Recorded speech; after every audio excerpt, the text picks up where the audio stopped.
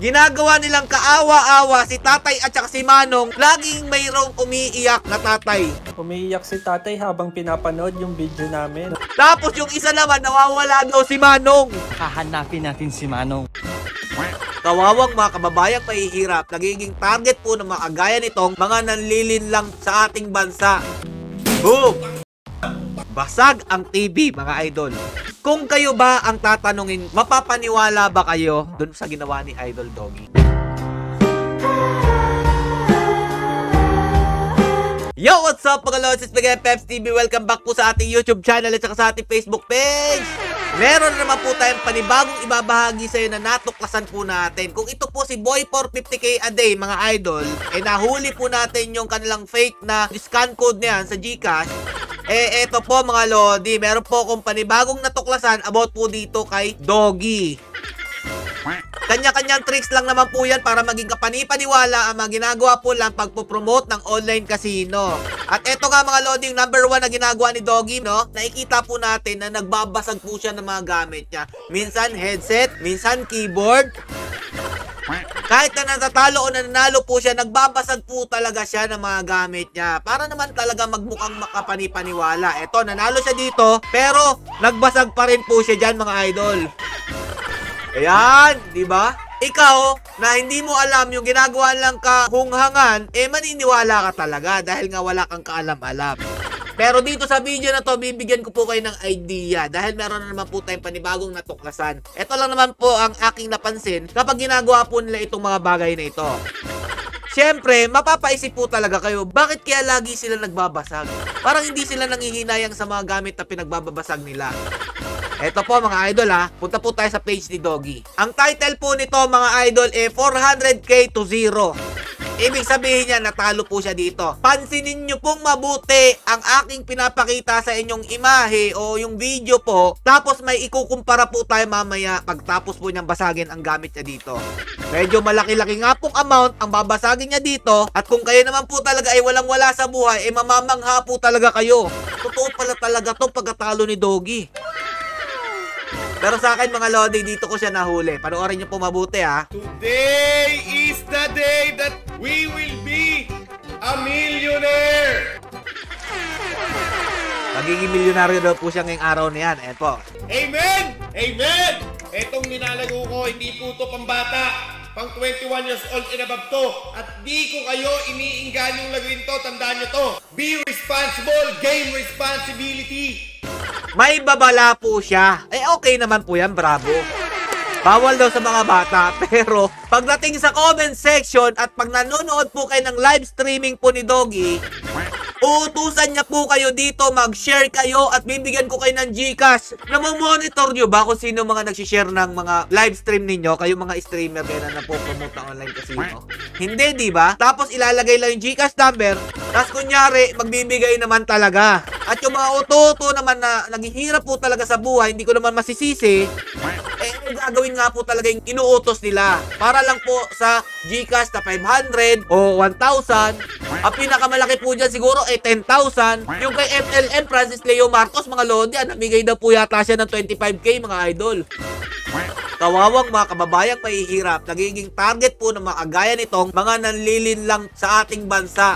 Para lang po sila pumaldo sa pinopromote po nilang online casino. Kung ikaw ay may paalala sa mga kabataan, di dapat hindi mo sila inuutusan na mag-share, mag-like, mag-heart react sa pag-share nitong inyong video o inyong live stream. Doggy, Wrecker, Boy for 50k a day, King Jastro, dami nyo na.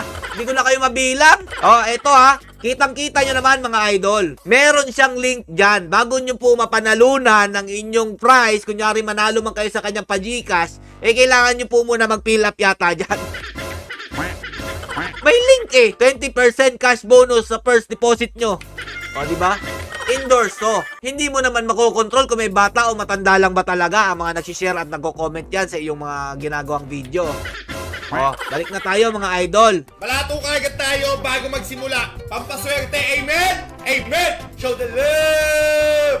Guard, hihingi lang sa sana ako ng onting tulong. Papa-inject sa kaibigan at best friend kong nakagat ng aso, Gar. Eto. Mag-anti-rabies, Gar. 8 Eto, days my na lord. siyang nakagat, wala siyang perang panggamot. Kaya nagbabakasakali ako sa'yo, Gar. Hashtag Amen! Napansin nyo, nung meron na po siyang binasang comment na humihingi po ng tulong pang injection lang daw po, nakagat daw po ng aso, biglang nagbago yung background music. Parang yung dalawa na nag-collab, mga idols, ginagawa nilang kaawa-awa si Tatay at saka si Manong. Laging mayroong umiiyak na tatay sa kanyang title. Umiiyak si tatay habang pinapanood yung video namin. Umiiyak si tatay kasi nagkita ulit sila ng kapatid niya. Tapos yung isa naman, nawawala daw si Manong. Hahanapin natin si Manong. Nakakaawa naman talaga. Yung background music pa naman, ang lungkot-lungkot. Gantong-ganto yung mga technique, mga idol. Kunyari tutulong, kunyari may malasakit, pero sila talaga ang tunay na salot ng lipunan o anay ng bansa natin. Kawawang bansa, ang daling lang. Nagpapaagat kasi kayo sa aso eh. Oh, there you go. 1,000 pesos, guys. Okay? Case Christian. Nag-send na, mga lodi. Doon na mag-uumpisa na maniniwala yung mga manonood na magsisend talaga dahil nagko-comment po kayo. Sige, bigyan natin ng chance. Nag-send talaga si Doggy. Baliwala naman po talaga sa kanila yung ganyang kaliliit na mga halaga. Dahil nga po, meron po silang malaking natatanggap sa pinopromote po nilang online casino. Okay naman po yun. Pero ang akin dito, mga idol, yun mga naiinganyo. Yan po ang ating gustong gisingin, mga lodi, para hindi po sila mabulag dito po sa pinapakita ng mga online streamer, ng mga online casino na ngayon. Okay, punta tayo dito. Dahil nga po, natalo po siya. Ito na. All in, all in. Yari. Magkano yung natalo, mga idol? 200k yata yung all-in. Ito po yung gagawin niya. At pagmasdan yung mabuti, ha? Ito na po. Ang lungkot, no? Talo eh. Ang galing drumama. Ang galing umakting ni Doggy, mga idol. Salute, salute. Salute sa'yo, idol. Doggy. Boom! Yan yung sinasabi ko. Tandaan yung mabuti, ha? Basag yung TV ni Idol Doggy. Dahil natalo po siya ng 200k. Ito po yung napansin natin dito. Dito po nagsisimula ang tricks nila para magmukhang kapani-paniwala. Nilalaro po nilang online game na natatalo po talaga sila o nananalo. Kunyari, ganito yan. Panoorin nyo mabuti, pagmasdan nyo yung video at ikukumpara natin to sa unang mga naging video ni Idol Doggy. Ito po kasi, mga lodi, 4 days ago po ito. I-scroll lang po natin to, mga idol, para magkaroon kayo ng idea. Punta po tayo doon sa pinakaluma po niya ngayong February 2024, okay? Para mapansin nyo agad. Eto po, ano pong napapansin nyo dito sa mga video na to? February 21, February 20, yan, o, di ba? May napansin ba kayo? Ano po yung napansin nyo? Dito ko po malalaman kung gaano po talaga katatalino at katutulis ang mga pag-iisip ng ating mga followers na hindi po totoo talaga na natatalo sila. Yan lang naman po ay base sa aking nakikita, mga idol. O, ito. Napansin nyo na yung background, mga idol? Ito. February 19. Ito po yung background ni Idol Doggy. Same spot lang din po ito, mga idol. Pero, bakit walang TV dyan? Tapos, eto po i-up naman po natin para magkaroon kayo ng idea. Balik po tayo doon sa dati. Kailan lang po nagkaroon ng TV dyan, mga idol? Titingnan ko po kung gaano po talaga katatalino yung mga tao na wag na po magpalinlang sa mga gantong klaseng kalokohan nila. Ayun! Nakita ko na yung TV. February 24 na live po niya, mga idol. Iakyat natin, nandiyan na po lagi yung TV, mga idol. Pero may napansin po ako dito bago niya to basagin Ayun, ito. Mas malapit to, mga idol. Lakihan natin konti. Nakikita nyo po ba yan, mga idol?